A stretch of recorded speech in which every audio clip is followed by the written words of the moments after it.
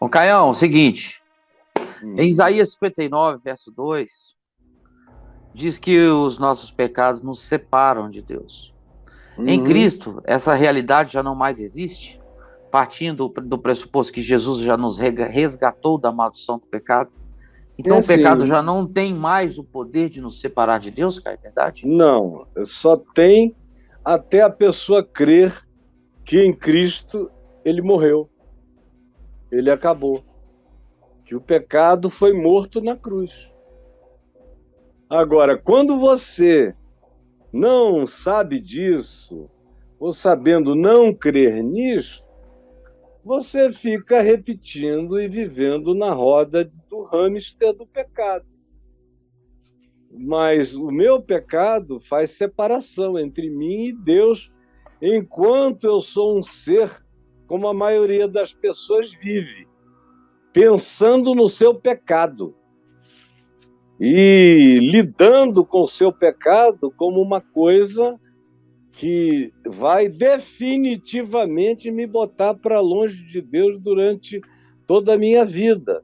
Ou seja, que as nossas iniquidades fazem separação entre nós e o nosso Deus, e os nossos pecados encobrem o seu rosto de nós, para que ele não nos ouça, porque as nossas mãos estão contaminadas de sangue, de maldade, de perversidade, e os nossos dedos de iniquidade, e os nossos lábios de mentiras, e a nossa língua de maldade proferida.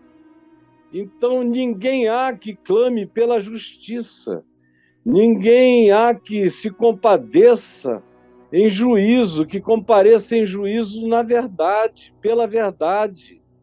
Eles confiam no que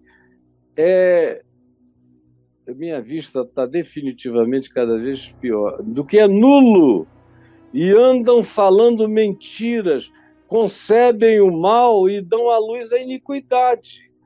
Ora, chocam ovos de áspides e tecem teias de aranha. O que comer os ovos dela morrerá, e se um dos ovos é pisado, sai-lhe uma cobra. As suas teias não se prestam para vestes, e os homens não poderão cobrir-se com o que eles fazem. As obras deles são obras de iniquidade, obras de violência há nas mãos de todos eles. E assim se prossegue essa descrição. Quem é que, vivendo assim, renovando assim o seu pecado, pode ter vida que tenha paz com Deus ou vida com Deus? Não tem, não tem. Agora, você ficou preso só ao primeiro versículo aqui, o verso 2, É que é isso que ela mal, cita. que é mal de crente também. É pegar um versículozinho e aqui está o verso 2. Eis que a mão do Senhor não está encolhida para que não possa salvar, é o verso 1. Nem surdo o seu ouvido para não ouvir. Isso aí é para gente sincera, está aqui. Pecadores íntegros, sinceros. Deus nunca vai deixar de ouvir. Aí começa uma outra narrativa, tem um mais, tem uma adversativa, mas, no caso de vocês, aí vem essa descrição miliciana, cara. É um negócio horroroso. É iniquidade praticada como deliberação, praticada na cara de Deus, praticada com ódio, com raiva, com sangue, com ameaça, com perversidade, com maldade, com mentira constante. Essa pessoa que vive esse estado na prática do pecado não conhece a Deus e não prova o benefício da graça de Deus.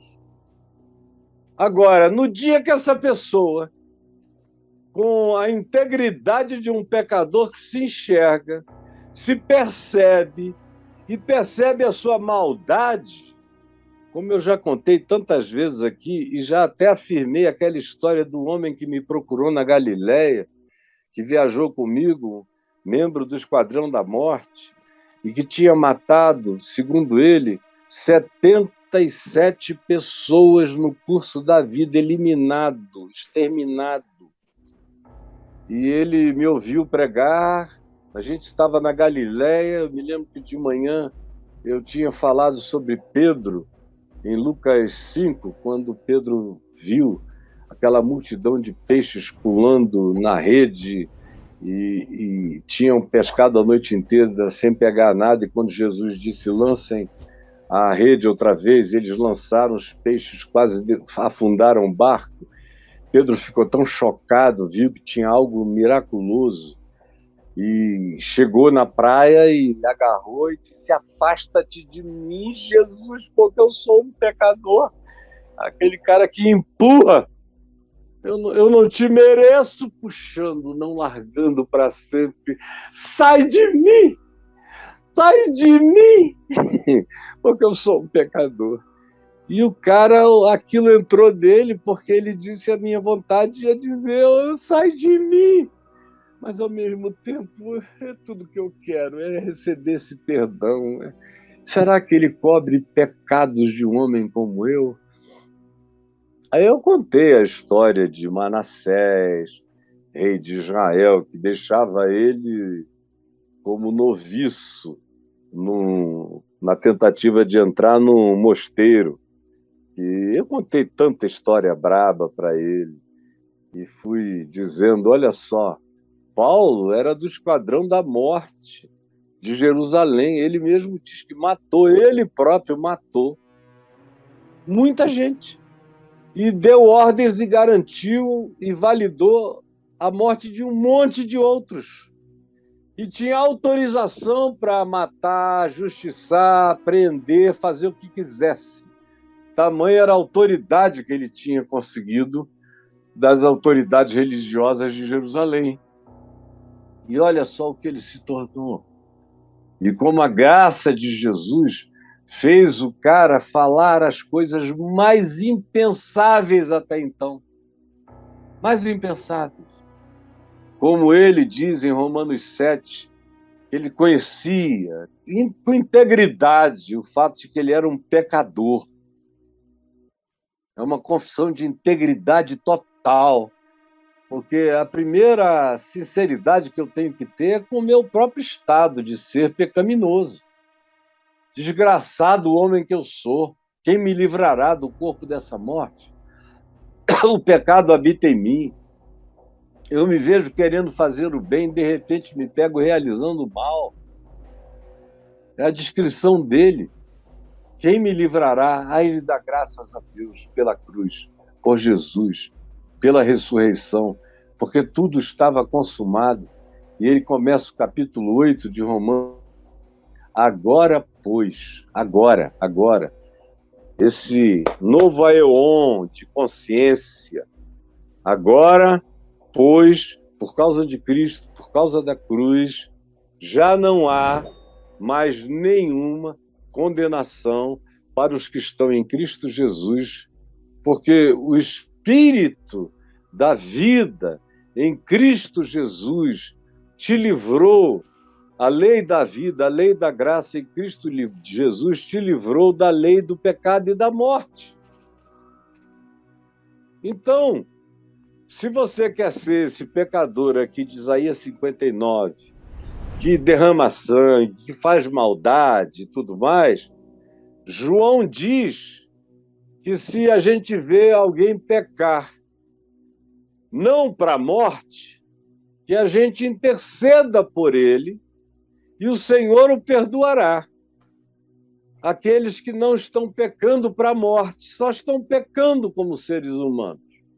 Mas aqueles que pecam para a morte, que é como esse aqui que derrama sangue, que mata, que esfola, que destrói deliberadamente, é uma descrição horrorosa. E diz, olha, Deus está perto, não está longe, mas vocês entraram num estado de perversidade indizível. Aí você me pergunta, e esses caras, então, não tem mais jeito?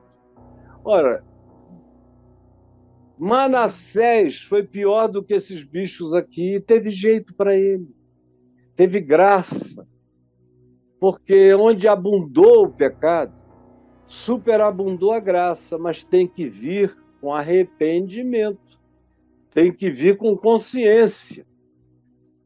Quando você vive da prática do mal, e que não é aquela prática ingênua, tola, de uma pessoa que não tem consciência do que faz, que pratica na ignorância. A Escritura diz, os apóstolos dizem, que o pecado da ignorância está coberto. Tem propiciação para o pecado da ignorância. Os nossos e os do mundo inteiro. Mas quando se trata desse pecado deliberado, hitleriano, perverso, de um nazismo ideológico na prática do mal, da eugenia, da manipulação do próximo, a pessoa vira diabo. Aí, esse diabo pode se converter? Pode. Num milagre extraordinário, como de Manassés, como na vida de Paulo, como na vida de tantos outros, que passaram por uma metamorfose, deixaram para trás a lagarta venenosa e sofreram a angústia do arrependimento no casulo da dor de consciência e encontraram um lugar de arrependimento diante de Deus. E aí ouvem o Espírito Santo dar o testemunho de que já não há agora, já não há mais nenhuma condenação para esses que arrependidos se entregam e vêm para Cristo Jesus. Não existe justificação para o cínico, para o que pratica pecados deliberados, para o que trama a maldade. Não, ele continua, como diz aqui, separado. E se continuar assim, morrerá separado. E vocês todos sabem que eu creio na graça que vai de misericórdia, de eternidade a eternidade e tudo mais, mas eu não sou um universalista. Ninguém é obrigado a ser. O cara pode ir para o inferno. O inferno no qual eu creio não é como o inferno dos crentes, espaço temporal, linear, um lugar onde o cara fica lá sofrendo pior e mais do que o diabo conseguiria imaginar. Não, é uma outra concepção.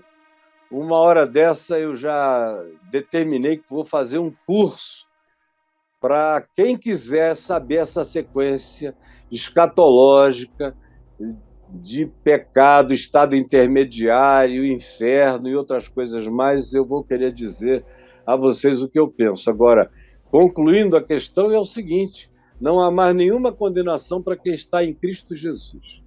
Não há condenação para os pecados da ignorância, porque nós temos um advogado junto ao Pai que faz propiciação pelos nossos pecados, não somente pelos nossos próprios, mas ainda, diz o apóstolo João, pelos do mundo inteiro.